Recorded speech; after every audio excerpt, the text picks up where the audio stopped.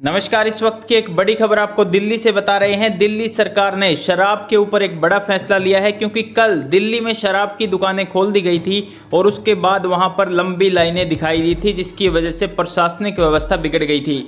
अब इस पर दिल्ली सरकार ने एक फैसला लिया है, वो कितना सही है कितना गलत इस पर भी बात करेंगे। लेकिन फिलहाल बड़ी खबर यही है कि सरकार ने 70% स्पेशल कोरोना फीस बढ़ा दी है। यानी कि अगर एक बोतल पहले आपको 1000 रुपये की मिलती थी तो अब वो 1700 रुपये की मिलेगी, क्योंकि MRP के ऊपर 70% टैक्स जो है वो लगा दिया गया है।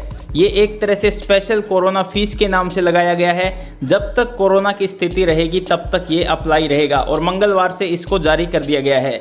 अब ये फैसला कितना जायज़ है इस पर बात करते हैं। लाइनें अब भी लग सकती हैं, क्योंकि जो व्यक्ति अकेला 1000 रुपये की शराब खरीदता था, अब वो अपने किसी साथी के साथ मिलकर कॉन्ट्री करके 1000 रुपये की बोतल खरीद सकता है। तो लाइनें अब भी उतनी ही लग सकती हैं, ये कोई सोल्यूशन नहीं है।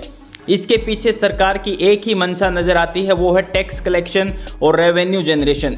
क्योंकि शराब से ही सरकार का लगभग 15 से 16% रेवेन्यू जनरेट होता है और दिल्ली जैसे शहर में ये सबसे ज़्यादा होता है। इसलिए सरकार ने ये फैसला किया है कि इस पे टैक्स बढ़ा दें, ताकि लोग भी कमाएं और रेवेन्यू भी ज़्यादा आए। लेकिन शराब पीने वाले अगर एक अकेला बंदा खरीदता है तो वो 2 मिलकर भी खरीद सकते हैं, तो इससे भीड़ कम होने के चांसेस बहुत कम है।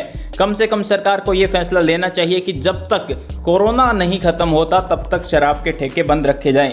और इस वक्त एक खबर हरियाणा से भी ये निकल कर आई है। सूत्रों के हवाले से हमें पता चला है कि हरियाणा में सरकार और ठेकेदारों के बीच थोड़ी सी अनबन चल रही है, जिसकी वजह से हरियाणा में शराब के ठेके अभी तक नहीं खोले गए हैं।